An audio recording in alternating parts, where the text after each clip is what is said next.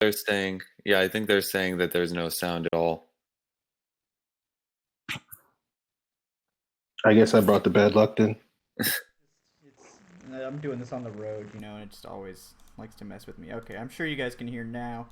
Um, Can you guys hear us? yeah, it's showing me the green bars now, Okay, there we go. which mean good things. Okay, well, I just did that whole elaborate intro. You guys aren't getting that again. We're not gonna, I was saying Happy New Year. Essentially, the Falcons, they're bad, so we're just gonna skip all that intro again. Yeah. Adnan said his holidays were good. My holidays were good. My Yes. holidays were good. To It's good to be summarize. back. Yes, Yeah, it's exactly. good to be back. Let's move on. Let's move on. Yes. Next up, check in with Evan. Evan, how are you doing? How were your holidays? Evan. Oh no. I think no. Evan froze. All right. Oh Aaron, my goodness. Aaron, that means you're up. All right. Oh man, I know all about these technical difficulties. Yeah, man, it was great. Fun taking a break from the Falcons for a couple of days. So yeah, I enjoyed my holidays. Good. And Evan, I think I can hear you again now. You're okay. Now you can talk. Yeah, go ahead. What was the question? Yeah, I was asking how your holidays were. Oh, no, it was great. Came very quickly. We're already in a new year. It's bizarre. It feels like it was just Halloween, but yeah, pretty good. Good. Yeah, so obviously we have a ton of stuff to talk about tonight.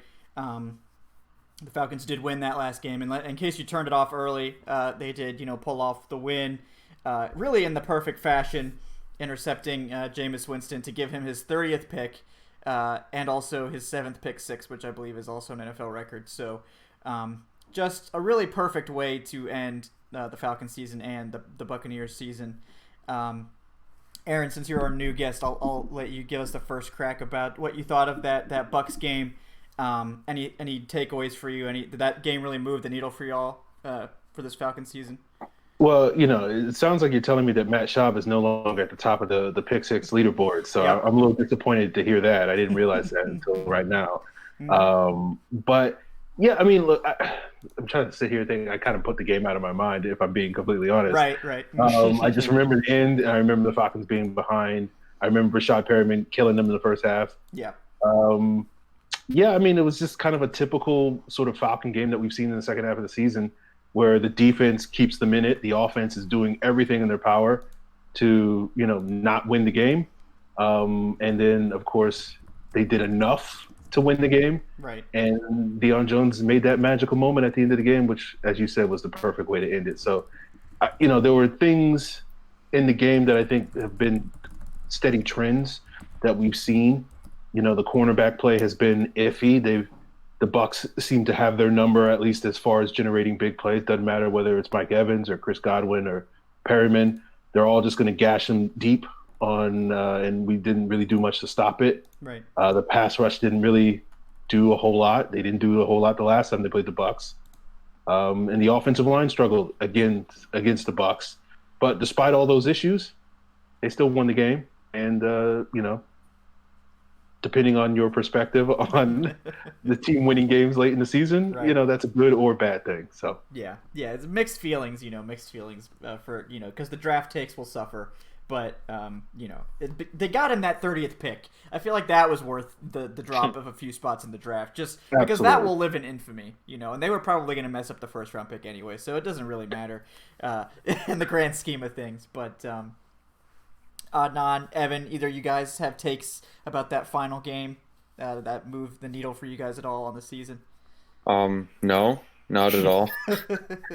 It's the exact same copy as last year, where you start off terribly, you go on a win streak, which culminates with a victory at the last second in Tampa Bay to get you to 7-9. The draft status suffers. And this is a game that the Falcons really shouldn't have won. Like, the offense just did everything in its power to not win. Like, I remember it was at 4th and 1, and it was a nice handoff to the fullback up the middle, which was, some great Dirk Cutter offense.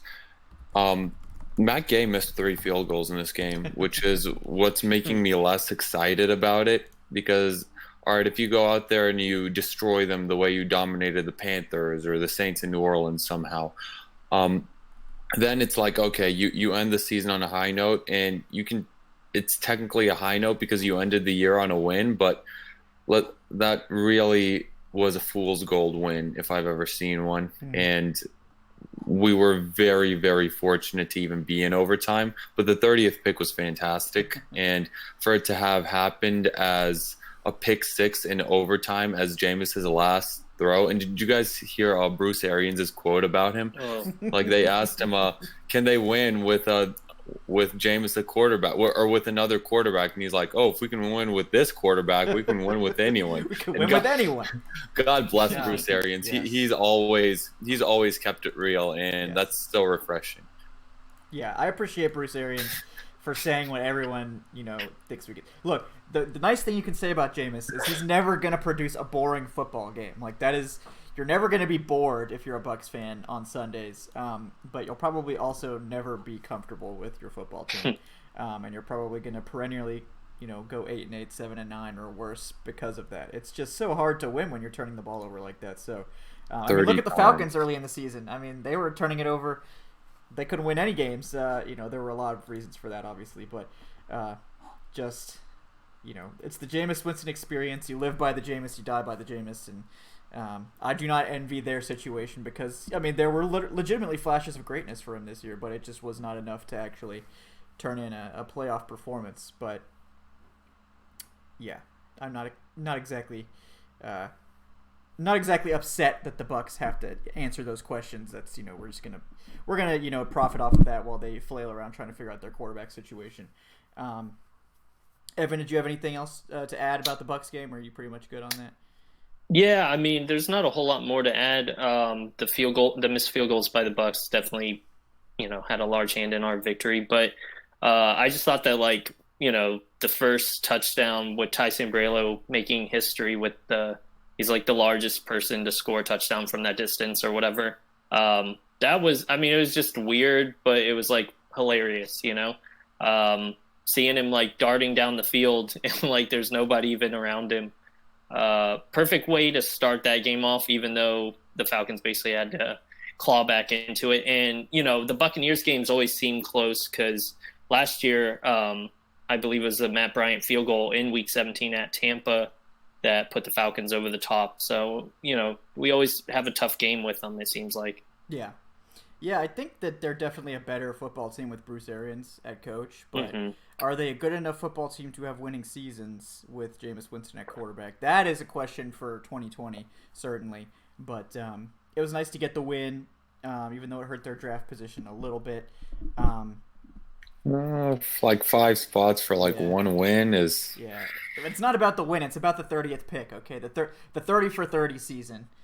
Which will be legendary for all time. So. I'll tell myself that as we look at picks 11 through 15 in the draft this year. As we see, Isaiah Simmons and AJ Epinesa and all these guys, go right before our pick, and we draft another offensive lineman at 16. So prepare yourself. All right, so you guys, obviously, everyone knows how the season ended, what transpired in the season. I think. At the midpoint, we were all like, all right, so when are these guys getting fired? It seemed like inevitable. And then, as the Falcons are wont to do, they put together a win streak. They won some games. They beat 3 playoff contenders, 3 teams, in the Saints, 49ers.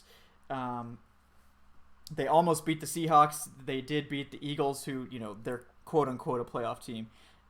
So this is a team that had flashes of quality play mixed in with whatever happened in that first half of the season, which was a nightmare, and it doesn't seem at this point like there are going to be any changes made, which I think is distressing to a lot of people.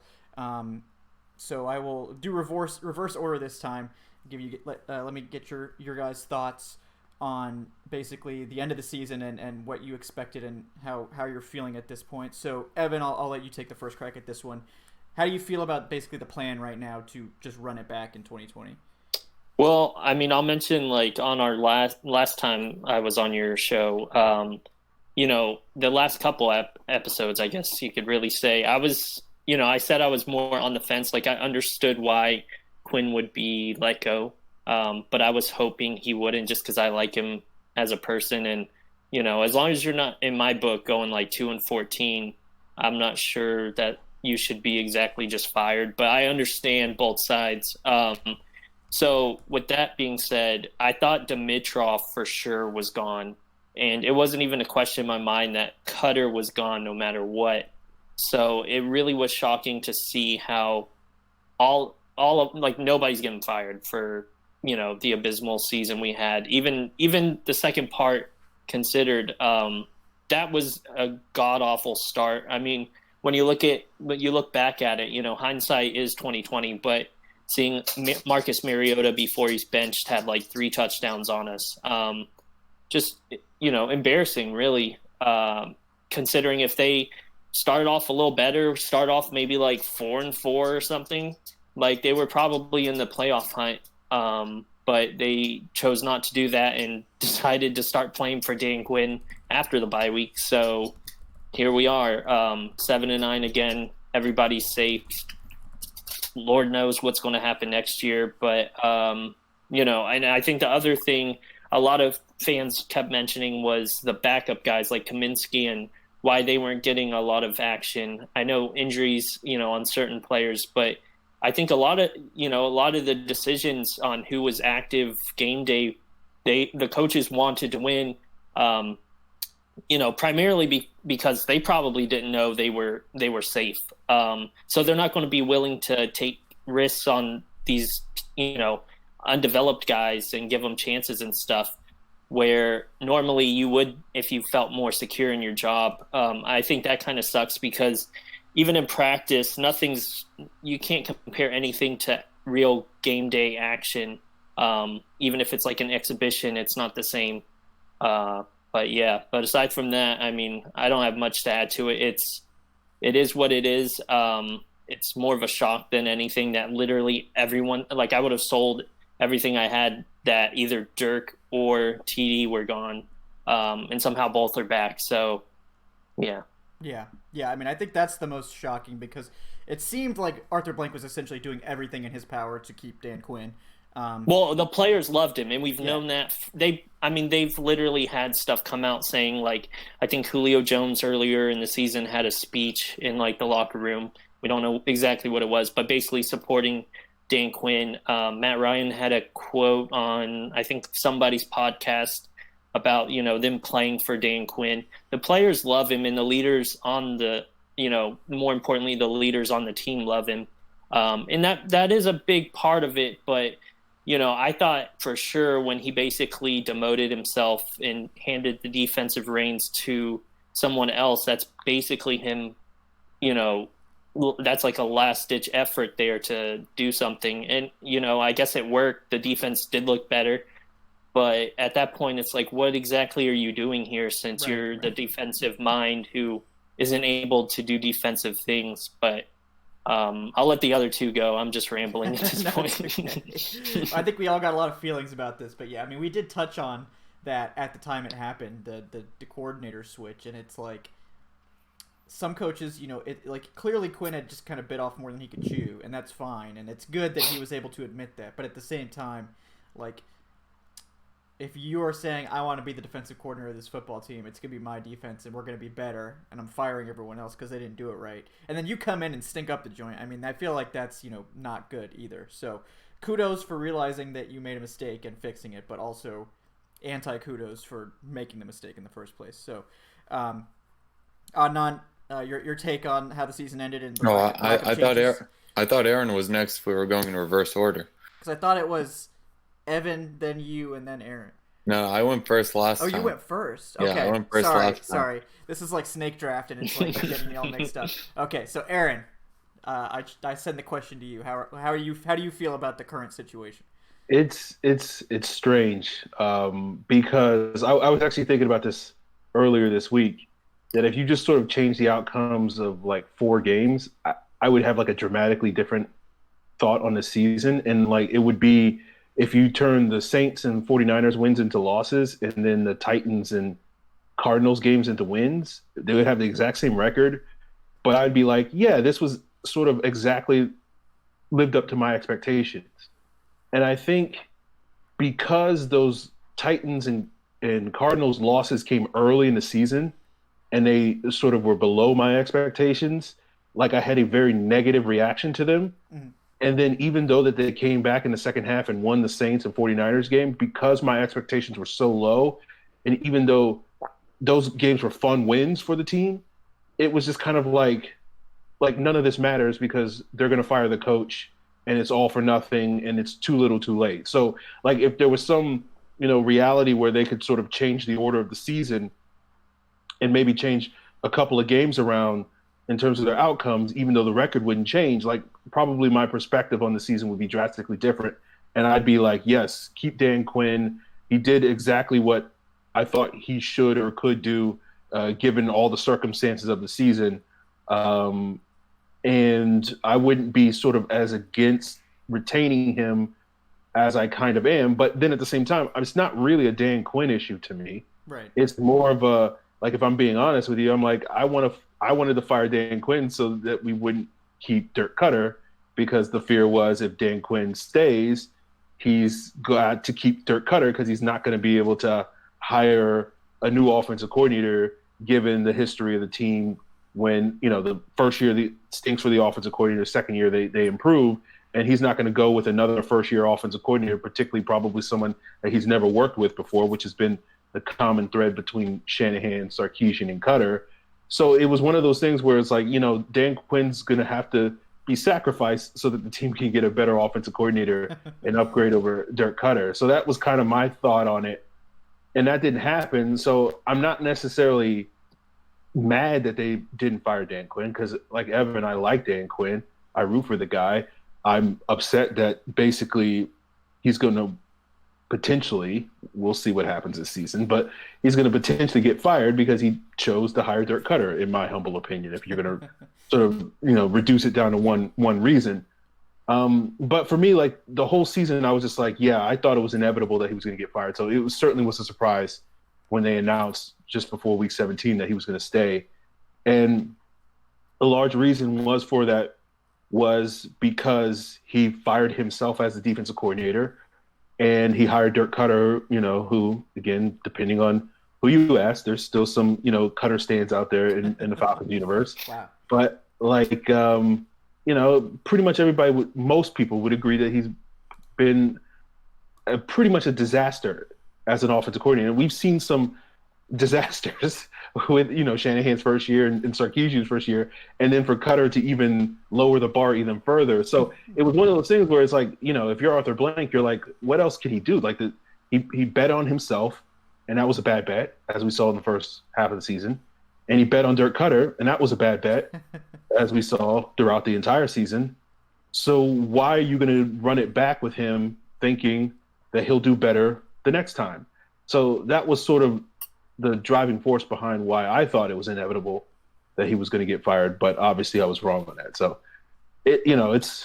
I'm still trying to come to terms with sort of my feelings about the season, but yeah, that's the best I've come up. I'll probably have a very different perspective a week from today, but right after all the holiday, cheer has worn off. And go back to being curmudgeons on Monday, but yeah, I totally feel you, because it's like at a certain point it was like, this is so embarrassing. Like, is he gonna make it to the bye week? And he did. But ever since the bye week, and he got that Saints win, he got that Panthers win, it seemed like, all right, like I don't think, honestly, that Arthur Blank was ever really considering firing him. Like, if he had continued being really bad, then yeah, he would have had to, because that's just an expectation. But I'm pretty sure that Arthur Blank was just not really interested in firing him for various reasons. I think he wanted to find any excuse to keep him. And I don't have as big an issue with keeping Quinn specifically, because it's entirely possible that Quinn can be a good head coach and just can't be a good head coach and a defensive coordinator at the same time. That doesn't mean he can't be a head coach. It just means that he shouldn't do what he just did. And, let's not try that again. And if we find out that Raheem Morris is actually just a really good defensive coordinator, and that hire ends up being, a big plus for the defense over the course of an offseason and a whole season, that's great.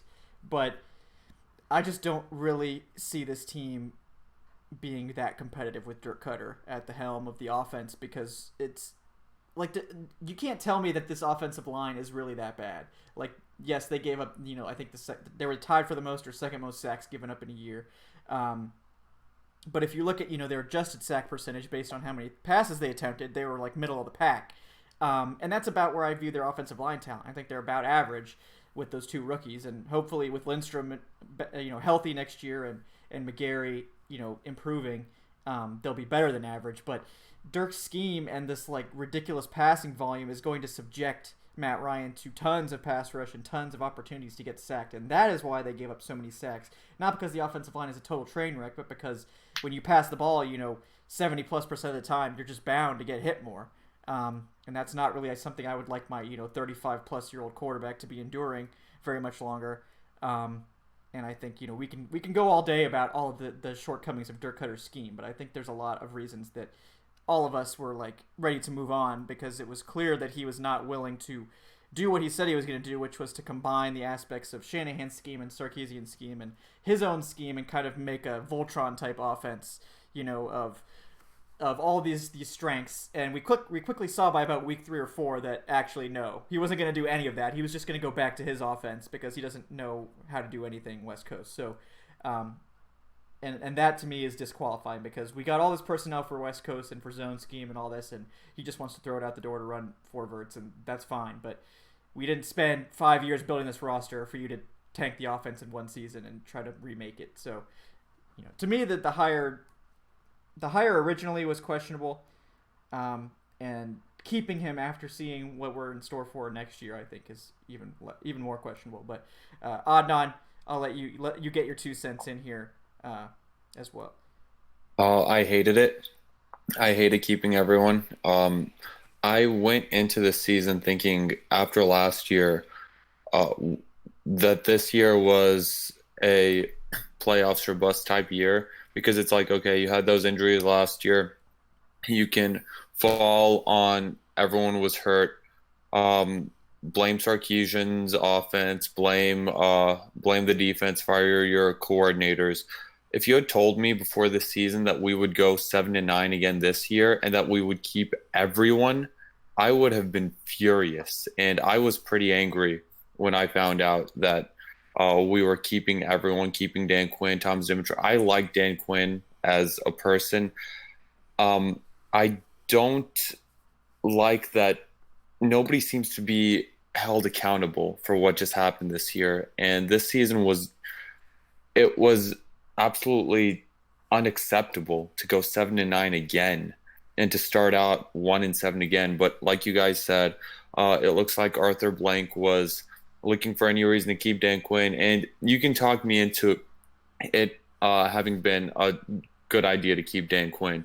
I understand continuity. You don't want to start over with a brand new head coach with Matt Ryan and Julio Jones's primes coming to their close very soon, and the defense looked better. So you keep Dan Quinn as a head coach. Don't give him those defensive coordinator responsibilities.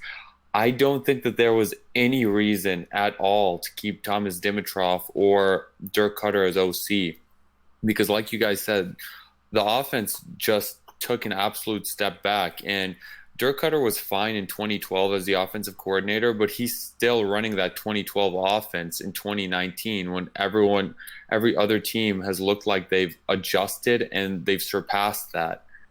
The offense looks absolutely obsolete. And this offense this year had fewer yards and fewer points than last year's offense under Sarkisian. And Dirk Cutter is brought back while Sarkisian was fired. And you can preach continuity and not wanting Matt Ryan to have another offensive coordinator again next year. But is continuity really a good thing if what you're continuing sucks? Like, I understand craving continuity, being thirsty for continuity, but like I said on the podcast with DW, just because you're thirsty doesn't mean you should be drinking poison. And that's what bringing Dirk Cutter back is. And as for Dimitrov, he hasn't been able to rebuild this offensive line at all. He has thrown money away in free agency on the likes of Brandon Fusco and Jamal Brown and James Carpenter. And I mean, hopefully Lindstrom and McGarry are good. but they were first round picks. You'd expect them to be good. You'd expect Jake Matthews to be good. He's a top 10 pick. I think Dimitrov has definitely overstayed his welcome, and I don't like him coming back at all. So to answer your question, I don't like anyone coming. I don't like it that they're all back. You can talk me into Dan Quinn coming back, but nobody else. We shouldn't have brought back everyone for a sequel to what we just saw. And hopefully I'm wrong about it, but I don't know if I am. Yeah, I mean, I doubt that we're 100% wrong about it. I mean, I wouldn't be shocked necessarily if the offense looks better in Cutter's second year, but I just don't think this is ever going to be like a top offense, like something that teams really fear. I think it can be functional. I mean, it was certainly functional for most of the year. But there's a difference between being functional and being a Super Bowl contender, because this team, despite all their great, offenses over the years, 2012 was one of those offenses. It wasn't until they had that historically good 2016 offense that they really, really looked like they should have been a Super Bowl winner, and they were a serious contender. I mean, you look at the Ravens, a team traditionally known for their defense, right? They come in here and blow everyone off the stadium with their crazy offense, and now they're the heavy Super Bowl favorite because of that. And that's just how it is in this day and age, is that if you can't score with the best of them, you're not winning those games, because you have to be able to keep up with the top NFL offenses. And with the age of Cutter's scheme and the lack of ingenuity and the complete absence of a running game, I mean, I've seen high school teams run more sophisticated run concepts than what Cutter does. I mean, it's just so simple. I mean, you can just tell how uncomfortable he is with the run game. And, maybe we will see some coaching tinkering. Like, I wouldn't be shocked if we saw the O-line coach get fired and another O-line coach brought in, maybe a run game coordinator.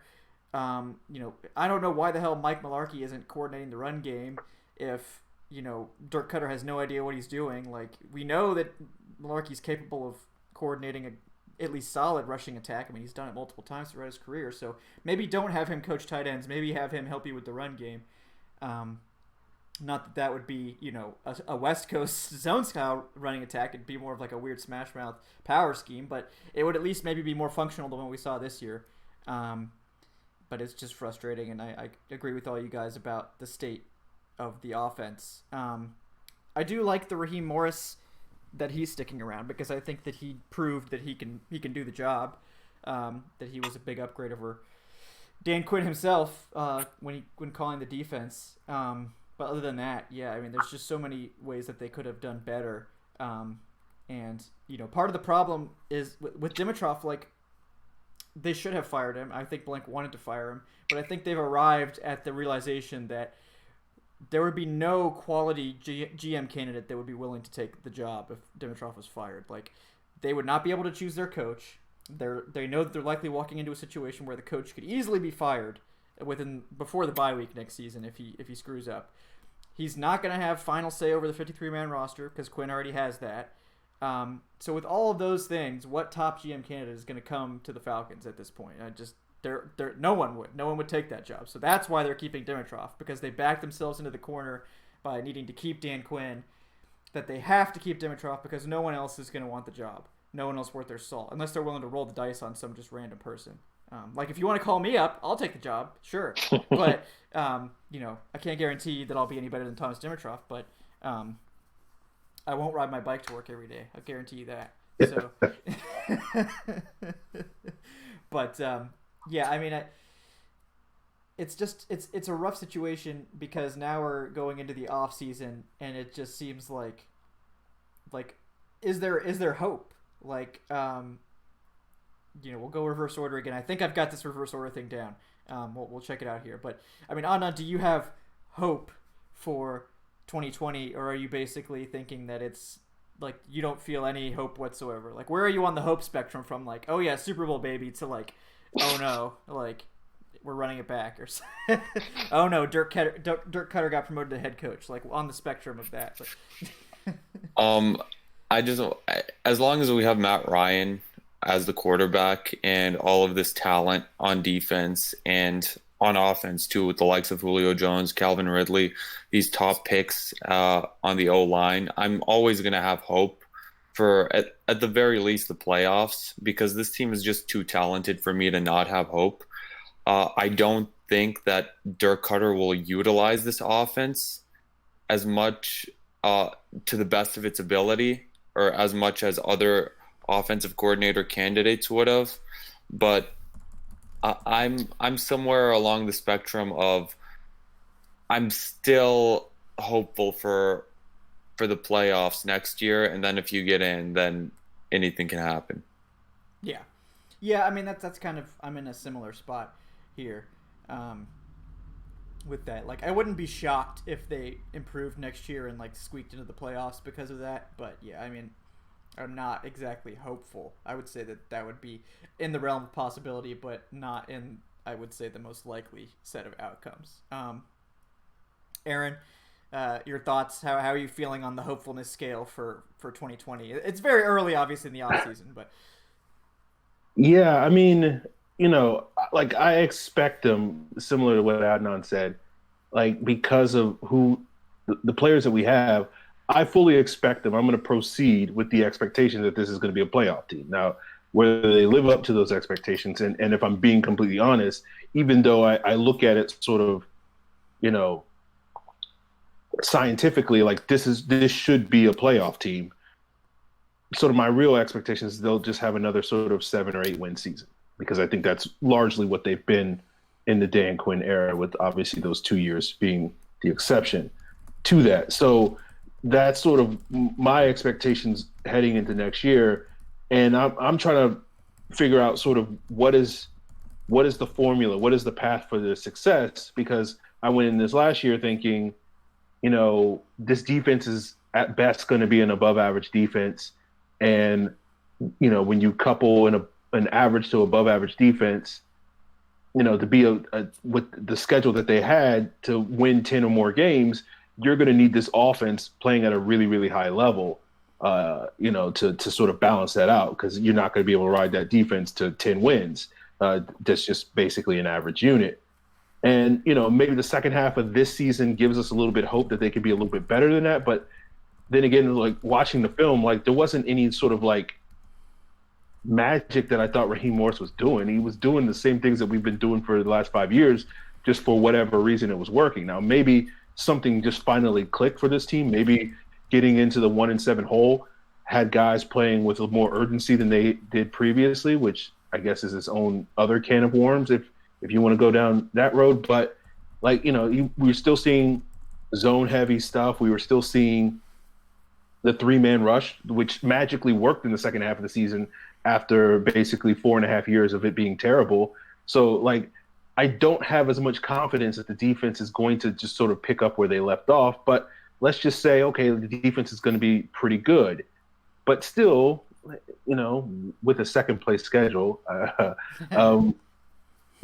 I still look at that and say, well, you still are going to need like a top 10 offense. And I don't have that confidence that Cutter's going to suddenly figure that out, and really give you an offense that's going to be consistent week in and week out.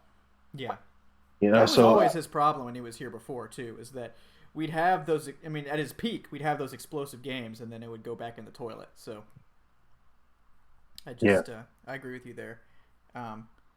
Because if we don't have that consistent good offense in the defense, maybe the defense can be the difference maker that this team needs, and maybe this morphs into a team that's going to, they're only going to score like 25 points a game on average, but the defense is going to hold teams to 23 points a game, and then we're going to win a bunch of games because of that. So,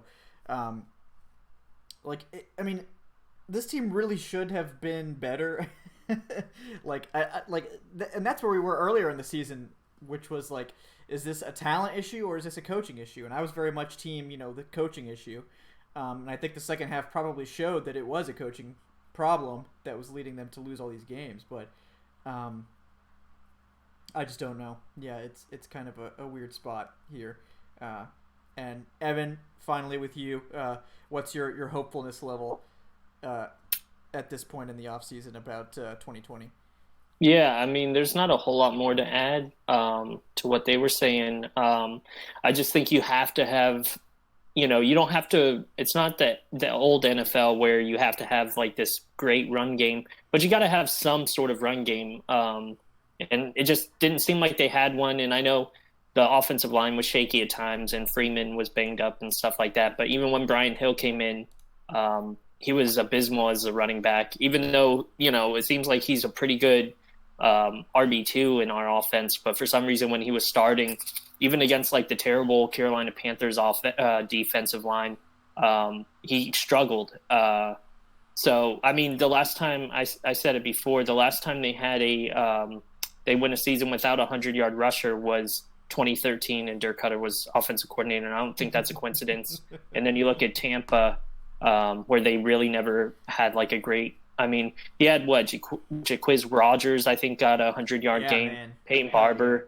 I mean, yeah, I don't know. I guess maybe it's an old way of thinking, but I'm a strong believer in being able to open the pass up by running. But I think they go hand in hand. I just think this year we saw too much throwing. It felt like Matt Ryan was constantly throwing the ball, almost 50 times every game. It was like an absurd amount.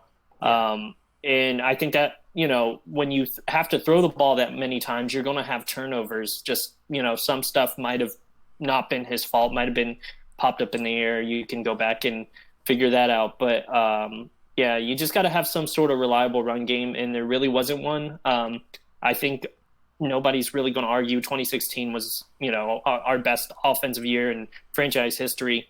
And you saw what the run game was. It wasn't like they constantly used it, but Shanahan used it to benefit the offense in a way that the passing game could excel. So you're obviously not going to get back there. There's no way. But you got to have some sort of run game. Cutter just has a history of no run game. I want to be optimistic, and I know like right now I'm pretty much like, this sucks and we're screwed. But come around, preseason, and you as a fan, you have no choice but to be optimistic, just because you want to see your team do well. But will they? I mean, that's up to them. Hopefully they come out playing the way they played the last 8 games. I think 3 of the first 8 games, they lost by 7 points or less. So you flip those around and all of a sudden they would have been 10-6. I mean, like the Cardinals game was like a missed extra point. I won't tell you. I won't mention who did that. But we don't talk about that here. Yeah, I mean, would 8-8 have been better, folks? I mean, definitely not. Matt Bryant was smart for missing that one. So. He was helping us. Yeah, that's what I'm saying. So. But that's a whole nother argument. But not to ramble on more. But yeah, I'm not right now optimistic. I agree with what Amnon said. It's like at least fire somebody and use them as a scapegoat. And there was no scapegoat because there was no firing at all. It's just like, well, it happens. Yeah. And that's it. Yeah. And now we weird. Just go into the off season. Right. It is weird. It's because very it's like weird. Last year they literally scapegoated everyone except Dan Quinn. Yeah. And they were like, let's fire everyone else because they're the problem. And then this year it's arguably worse. Like they have no injury excuses and that sort of thing. And they don't fire anyone. It's like, okay, I guess do we just not give a shit about anything now or something? Yeah. It's just like, okay, like clearly we can't scapegoat anymore, so we're just not even gonna try. No, let's run it back. Let's run it back. Arthur Blank is coming out. Run it back. We're gonna run it back. That's what we're doing. Well, also, not to jump in, what scared me was a couple times on the show I mentioned the Sean Payton thing, where Sean Payton went 7-9 like 3 straight years, and then they've had decent success since. Not to compare Dan Quinn to Sean Payton. I mean, that's how dare you? Exactly. But so like you can get better, but like I'm just an idiot online talking. And then Arthur Blank said it in that press conference as like, yeah, that's why we're keeping him. I'm like, oh shit, this ain't Arthur good. Blank reads the tweets, man. I'm like, I'm just saying, I think if Sean Payton blew a 28-3 lead in the Super Bowl, he wouldn't have been back after those 3 seasons. No, but we conveniently forget, something else happened with the Saints that year. I don't remember what it was. But, also, as much as I despise Sean Payton, he is a hell of a coach. He's a great offensive coordinator. He's a great schemer. Like, I think he's a better coach than Dan Quinn is overall. I mean, yeah, I think that's obvious. But He's great offensive mind. I think schemer is a good way to describe Sean Payton. Yeah, in many different ways. In many ways. Yeah. Dan Quinn is a better human being, but Sean Payton is probably a better coach. Yeah, probably. Because you don't always have to be the best person to be the best coach. Yeah. Sometimes you need a little edge. So. Yeah, I've always said it. I'd much rather my coach be an asshole, but win. Yeah. And the immortal words of Keith Armstrong, you're not good enough to be an asshole or whatever. So. Yeah, another guy who was scapegoated last year. There you go. Yeah. See how we just tied all back. It was a whole circle. That was a great one, guys. Good job. So now we have a question from Devin Seege asking, do we think the locker room might need a bit of a shakeup this offseason? I assume he means do we need to get rid of some dead weight or shuffle the leadership? And I guess to that I would say I don't really think the player leadership is that big of an issue, but I certainly think they could probably use some more rah-rah leaders on the team. I don't know that they have a ton of those guys. I know they have Deion Jones and Ricardo Allen and Keanu Neal, and those guys are all good leaders, but I don't know that any of them's super vocal. I mean, probably Deion Jones would be the most vocal of those guys. And then on offense, both Matt Ryan's definitely a vocal leader, but Julio is another leader, but he's kind of that, silent, stoic, you just kind of look at him and he communicates what he needs to by you just looking at him, and he looks back at you and you're oh, okay, I know what I need to do. I need to not get in his way type of thing.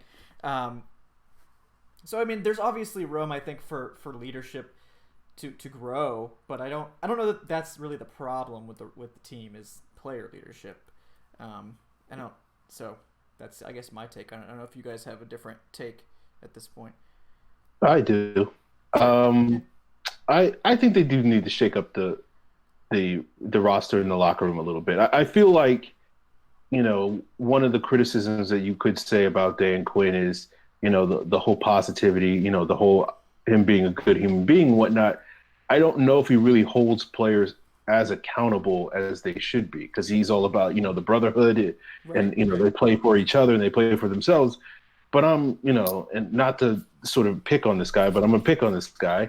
You look at guys like Devondre Campbell, who, ever since the Super Bowl, people have been touting as this guy that's a leader on this football team. And I've just watched him for the last 3 seasons. Not, it's not to say he's bad or anything, but just be a very inconsistent player. And it's one of those things where it's how is this guy a leader when I'm watching him sort of struggle, week in? I remember distinctly, the moment when I was just kind of out on Devondre Campbell was he was one of the few people that was vocal after the Super Bowl, talking about how he was eager to get revenge against the Patriots. And then in that 2017 game, he was terrible in that game. And I was just at the very least, that should be your best game. If you've been chomping at the bit for, 8-9 months to play this Patriot team and to be as terrible as you were in that game, that's when it just sort of, for me. So I feel some of these guys, and we saw this, and this was one of the things that we were complaining about in the midseason, where some of these guys Oliver, Campbell, among others, Kamal Ishmael, that were struggling in the early part of the season, and the big reason why the defense was struggling so mightily, because these guys were getting beat like a drum every other week. And then they just sort of continue to play those guys. And we saw a little bit of a bump for Foye Oluokun for 3 or 4 weeks, and then it was back to Campbell. I know there was an injury to Trufant, so they kind of had to play Oliver for a little bit, continue there because they just needed bodies there. But it's if you're going to hold these players accountable, we need to see this coach, this coaching staff and this front office sort of shake things up. And we're talking about the coaching staff not being shaken up. Right. And, that needs to happen. But, you can't just sort of completely run it back. Something was broken on this football team. And the idea that all you needed to do was just change Raheem Morris to coach the defensive side of the ball, and all of a sudden all your problems go away. I can't buy that. So if they're not going to add more coaches to the staff, they're just going to keep everybody, but you got to add some more coaches. And then you got to go into this offseason and, you got to shake things up. You got to cut some guys. You got to, not re-sign certain guys. You need to find out like who is all in, who is the guys that were in that locker room, helping that turnaround, and who are the guys that were just sort of along for the ride. And if they were along for the ride, like, not to sit here and say you got to cut everybody, obviously you can't do that, but it's just like some of these guys, you got to move on, and you got to bring in new veteran guys that aren't going to sort of just lay down like I felt like this team was doing for a large portion of the season. So I feel like the leadership does need to be shaken up. Obviously, you're not going to go out there and get like a Ray Lewis or anything like that that's going to suddenly, change the entire culture of your team. But I do think you do need to see some shakeup in this locker room in 2020. Yeah, I don't disagree. I mean, I think that I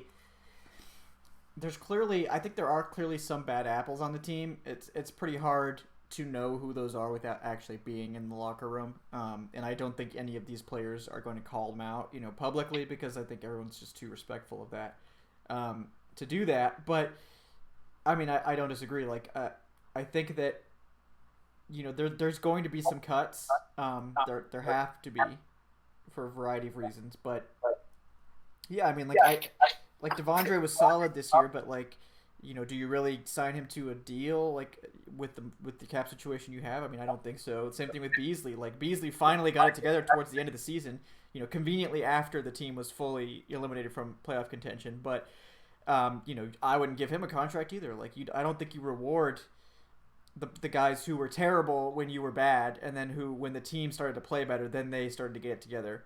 I don't think you reward that. I think and I think our star guys were the ones that were performing regardless of what was going on around them. Grady Jarrett was great all year. He had a career year. He got paid and had a career year after he got paid. I think that tells you everything you need to know about Grady Jarrett. That man is not a New Orleans Saint, but just a regular Saint. Just a great guy.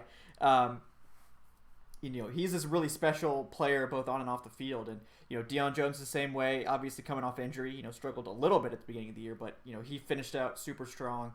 I was really impressed with Matthews, who also had some struggles early and came back. I mean, there are pieces in place, but we need to shuffle. And I guess I would say maybe more shuffling those like mid-tier starters that I'm not sure all of those guys played up to what we should expect of them.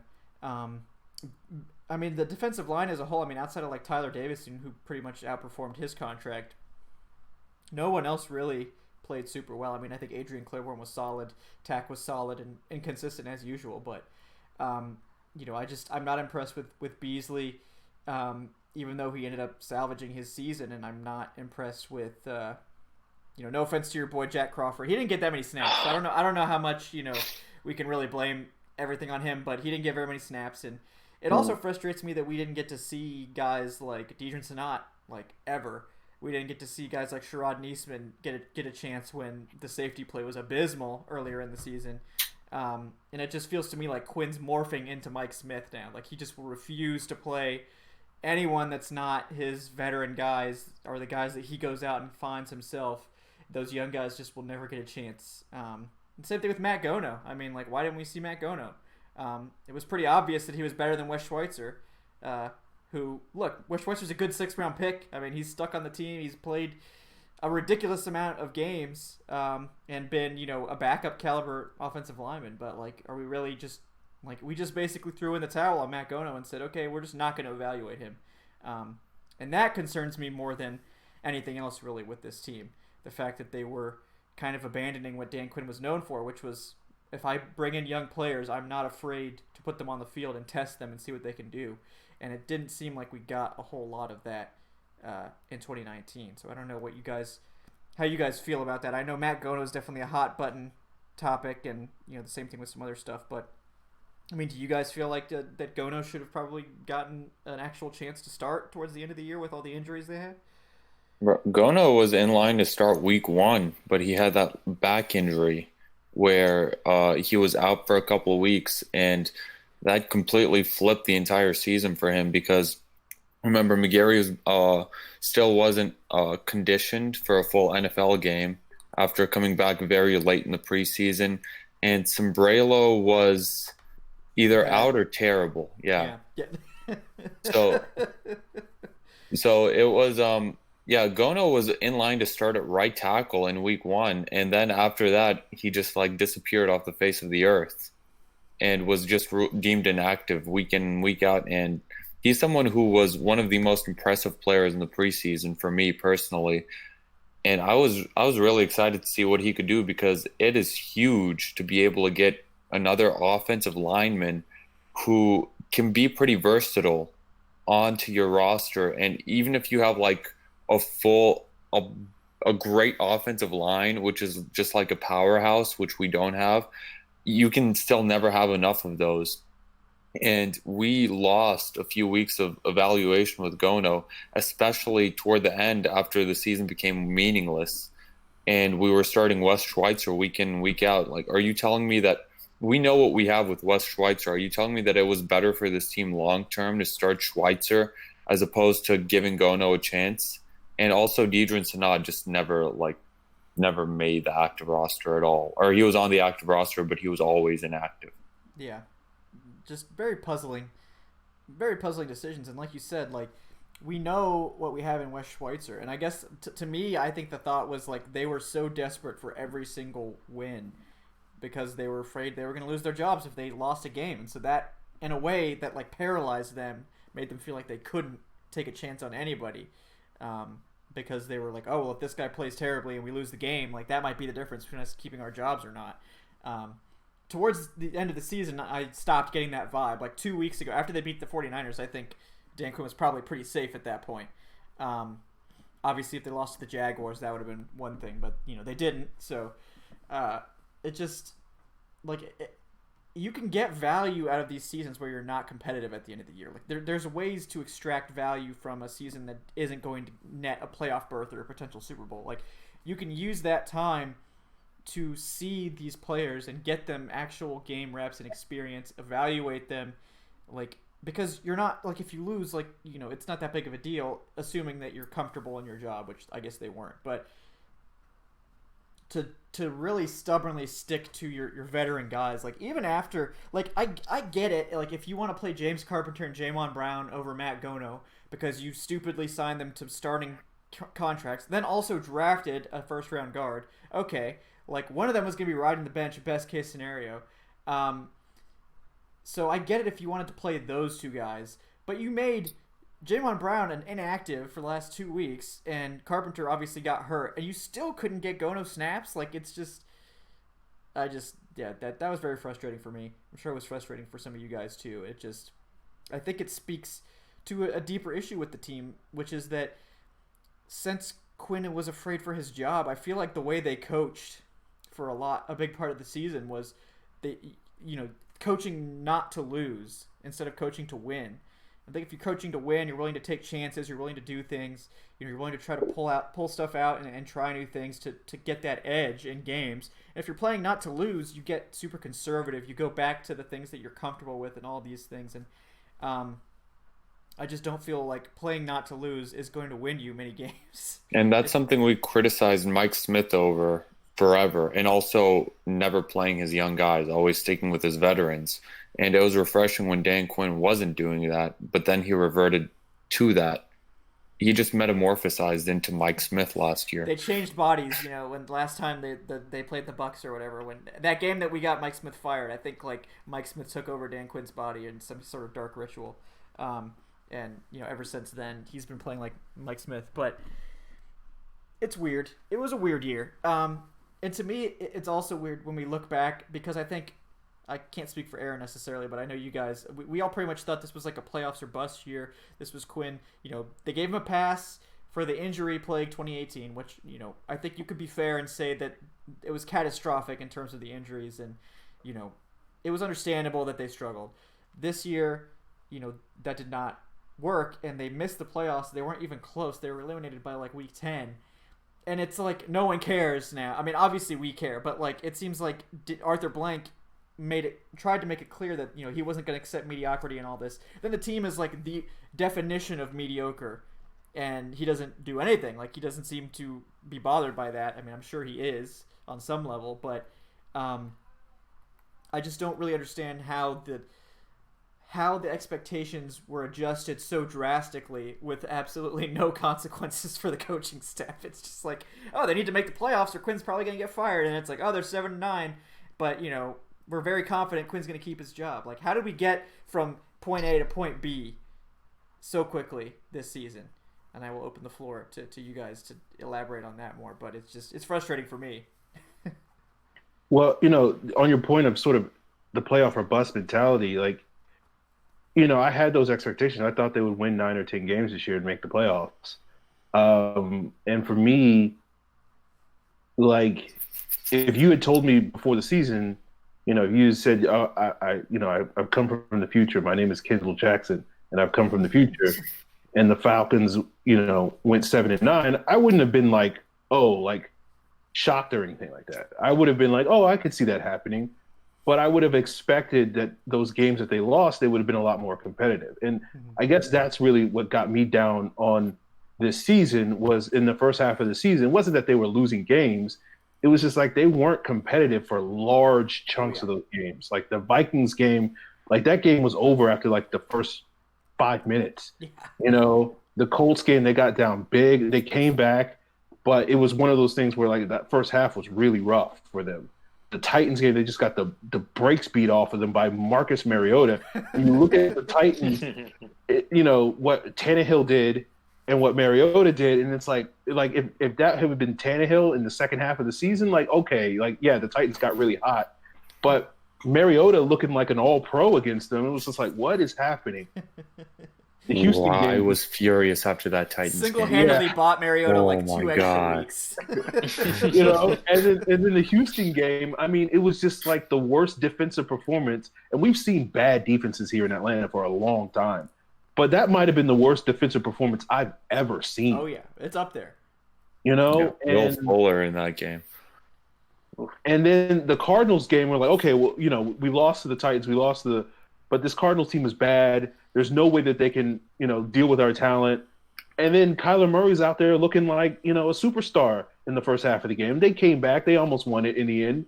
But I remember being just angry in that entire second half. Like, are you serious? Like, we just got the brakes beat off of us for 2.5 quarters by this Cardinals team that basically has one good player on their offense. Like, come on, man. Like, that doesn't make any sense. Yeah. And then, the Rams game, that was a little bit more competitive. But again, the bar had been set so low by that point. Right. It was just like, oh, like they're not getting beat by 30 points. They're competitive in this game. And the same thing with the Seahawks. Obviously, Schaub started that game. So for me, it was like one of those things where it's like, okay, if you're going to lose games, at least like let us be, on shows like this and on Locked On Falcons, like, yeah, they had a couple of bad bounces and, it could go either way type of performances. And that really wasn't what they were doing. And so that was just kind of like, oh, okay, like 7-9, but you're in every game or in most games. Like, okay, that's one thing. But 7-9, where like there's like 4 or 5 games where you're just not competitive for, 2-3 quarters of that game. Like, that's a very, very different thing. So, like, for me, if, regardless of how the record goes this season, that has to change. And I just don't know if I have that much confidence that they're going to suddenly be able to flip that switch and be this super competitive team that's in it every single week and pulls out wins or whatever the case may be. So that's part of the reason why I'm down on this team. Again, I sort of sit here and I'm like, yeah, they'll be decent. Like, they're not going to be terrible. No. Famous last words, I guess. But this team is not going to be terrible. But it's just so disappointing. Like, if you're going to be mediocre, then be mediocre, but don't be like terribly mediocre. Don't be like Browns level, bad. Like, yeah, like don't be the Chargers, be the Bucks. Like where it's like, oh man, if Jameis just only threw 20 interceptions, we would have been much better. Like just like a realistic, like, okay, that's a goal. Like, oh, Jameis just throws 20 picks. That's a realistic goal if you're a Bucs fan. Like, we could do that, But I don't know, man. It's just it's weird. It's weird. It was a weird season, and like that, and people talk about that. Like the difference between 7-9 and 10-6 is like a few picks here and there. A bad bounce. A failed 4th down conversion. A coverage bust. Like like a few mistakes can be the difference between a playoff berth or a losing season. But that wasn't the case this year. Like, I would say that those 3 games that would have gotten them to 10-6, like they got blown out of. Like, I mean, it was not. There were so many games that were not close. Like you said, it's an embarrassment, and that was, I think, what was making us feel like Quinn was a goner, because you can't put that product on the field more than like once every blue moon and expect to keep your job. And he pulled it off. Kudos to him. He's managed to keep his job after that. But and that's like, say they had gone 9-7 this year and missed the playoffs. Like I would have been okay with that, because it's an extremely strong year for the NFC. I mean, we have the Vikings and I think every wildcard team has at least 10 wins, right? So. Except for the NFC East champion. Well, yeah, they're the NFC only ones that. Yeah. Yeah, they're the only ones that don't have 10 wins. Yeah. Well, if you're a division winner, you get to skate in. But like, if they had gone 9-7 and they were competitive and they missed it by a game or two because the Vikings and the Seahawks had 11 plus wins or whatever, like, you know what? Like, that's okay. Like that happens. It's rare, but that's gonna happen. I would have been okay with running it back based on that, but. Like 7-9, getting blown out in like 4 games, and like, yes, you beat some good teams eventually, but like you were so bad going into those games that they were utterly meaningless, and the teams you were playing were probably like, this team is such a joke, like we don't even need to prepare, which is probably why you caught them by surprise. So, I mean, it's just a weird year. We can just hope for the best in 2020, but I do fear that we will see a similar product in 2020. Hopefully we see the second half product and they win more games, but I would not be shocked. I just wanted to say I've made fun of the Saints way too many times for going 7-9 for us to be doing this every year now. Yeah, the bill will come due at some point if they don't stop going 7-9. So one more time and we've hit 3 straight, just like they did a few years ago. Do whatever you need to do just to not go 7-9. I would have rather gone 6-10 this year, to be honest. Yeah, we would have picked like 12th if we went 6-10. So, I guess, guys, we didn't get time for draft takes, but we'll have plenty of time for that this offseason. Do not worry. Yeah, speaking of the draft, we would have gotten Ed Oliver had we gone 6-10 last year. Right? Yeah. He can't even get on the field for the Bills though. So. Yeah. Yeah, I'm sure he would have been a star in Atlanta. So. Based on what we have, so star on a bad football team, yeah. Exactly. We would be like, at least we have Ed Oliver. This team is terrible, but at least we had Ed Oliver. Matt Ryan's getting sacked 700 times, but hey, we got Ed Oliver. Play him at offensive guard. Let's see what he can do. He can't be any worse than the overpriced guards. Yeah. He's like the same size. So, we appreciate you guys tuning in with us for this New Year's Day special. We're excited to get into the off season here, and hopefully we will see a better product in 2020. But before we get out of here, want to remind you guys that if you're not already subscribed, there's a nice little subscribe button there. You can hit that. That will give you guys notifications whenever we schedule the next show. You can also follow us on Twitter at Falcoholic Live. If I remember to tweet them, that's where we will have the notifications for the next shows. Now that we're in the off season, it's going to be once every 2 weeks. So it'll be 2 weeks from today will be the next show. We'll go from there. So definitely do that. Like the show as well if you haven't already done that. That helps other folks find it on YouTube if they're searching for Falcons related content. So we appreciate all of you guys for tuning in and hanging out with us today. Before we get out of here, though, I want to thank my guests. Check in with them. First off, Aaron Freeman making his first appearance. Good job, buddy. Honestly, I don't know why it took this long to get you on. I think I just forgot to ask you. It got to Wednesday night, and I was like, oh yeah, I should have asked Aaron this week. But we finally righted that wrong. So Aaron, he's on Twitter at FalcFans. He's the host of the Locked On Falcons podcast, a very, very quality program. Anything else that you're working on right now, Aaron, that you'd like to plug? No, I mean, yes, there is something else I'd like to plug. Falcon Central Radio, you can find that on YouTube at the Pro Football Central YouTube channel. Subscribe to that in addition to this one. And that's the one I'm on with Matt Carrolley. We talk Falcons every week. But we too will probably be taking some breaks during the off season as well. So Definitely check that out if you enjoy, video content. We do like all 22 breakdowns and whatnot. So we'll do some film stuff on that channel over the next couple of months. So definitely want to check that out. Definitely, guys, definitely. Also with us tonight, we have Adnan Ikic on Twitter at SayWhичWay. Adnan, anything else that you're working on you'd like to plug? Have my final fantasy stud and dud coming up soon for the entire season. Main article I wrote was one that published last week talking about, well, what a failure this season was. But if you're not into that kind of pessimism, then maybe that's not the one to read. But if you're wallowing in your own sadness the way we have been, then go right ahead.